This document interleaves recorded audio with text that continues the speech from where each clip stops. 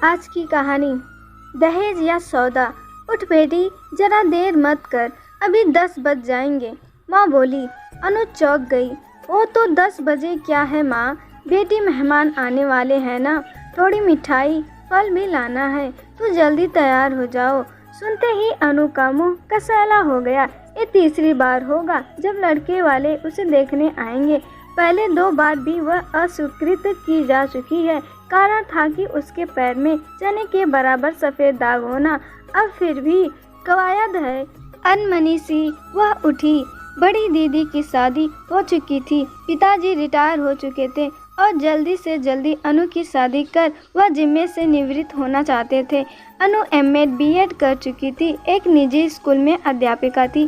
वेतन भी अच्छा खासा था, लेकिन पहले 2 बार नकारे जाने से वह खिन्न थी। शादी को लेकर उसमें नकारात्मक सी आ गई थी। 10 बजे के लगभग मेहमान के रूप में लड़का और उसके माता पिता आ गए। लड़के को देखकर अनु थोड़ी चौंक गई, क्योंकि वह थोड़ा सा नैन नक्श ठीक थे और खुश मिजाजी उसके चेहरे पे दिख रही थी। चाय नाश्ते के दौरान लड़के की मां ने कहा कि लड़का लड़की चाहे तो अलग से बातें कर लें। सहमति के उपरांत वे दोनों छत पर चले गए। बात शुरू हुई। मैं सुभाष, नगर निगम में क्लर्क है। आप शायद किसी स्कूल में?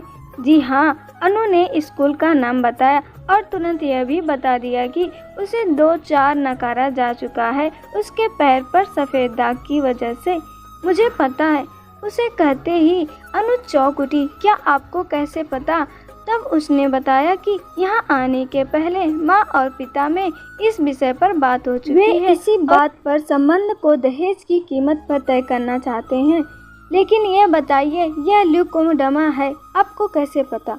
क्या आपने इसकी जांच कराई है? अनु के न में सर हिलाने पर वह बोला, फिर हो सकता है क्या किसी रिएक्शन की वजह से हो? अनु उसे ताकती रह गई। इस तरह से तो उसने कभी सोचा ही नहीं था कि सफ़ेद दाग ग्लूकोमा होता है। बस इसलिए उसने भी मान लिया था।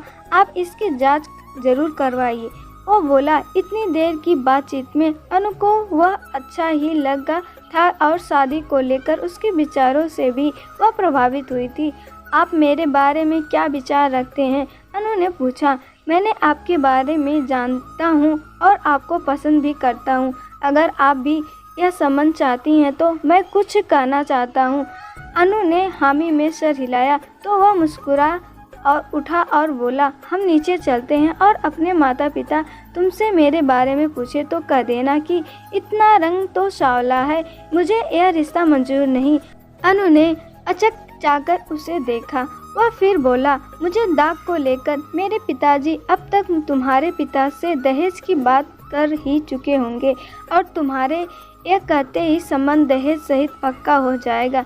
मुझे भी मेरे रंग की वजह से कई बार नकारा जा चुका है, तो तुम्हारे मना करते ही मेरे पिता के दहेज के दावे की हवा निकल जाएगी और फिर यह संबंध जो सौदे की शक्ल में होता नहीं होगा।